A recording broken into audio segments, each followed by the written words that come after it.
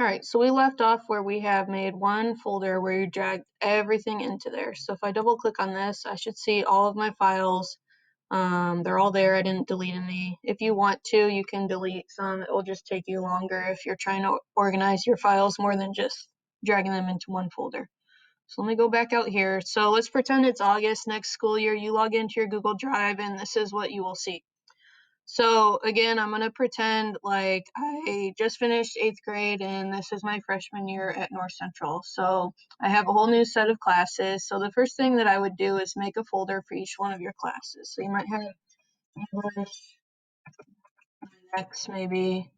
I don't know what all of you take there. Some type of algebra probably. You can just make folders as you go. You don't necessarily have to make them all the first day of school. Maybe I have world geography. And maybe I have, what else? Some type of art. Duty. Okay, so obviously I'll have more classes than that. So now as I go through the school year, when I have an assignment for English class, I'm going to go into my English folder and I'm going to have all my documents in here.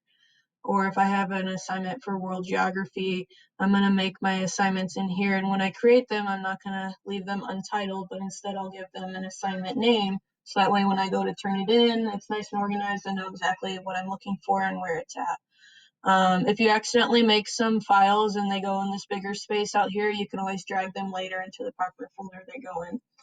And then one other thing that I do to help me stay organized is, you see how this Eastwood folder kind of went in the middle of everything else because it's organized alphabetically? I can right click on that and say rename.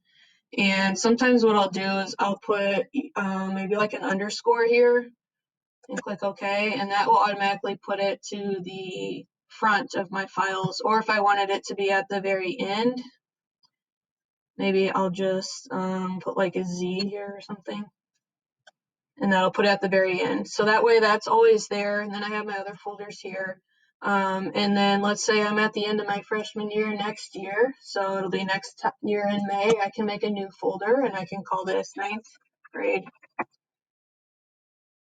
Okay, and then what I can do is I can drag all of my folders from 9th grade into this 9th grade folder.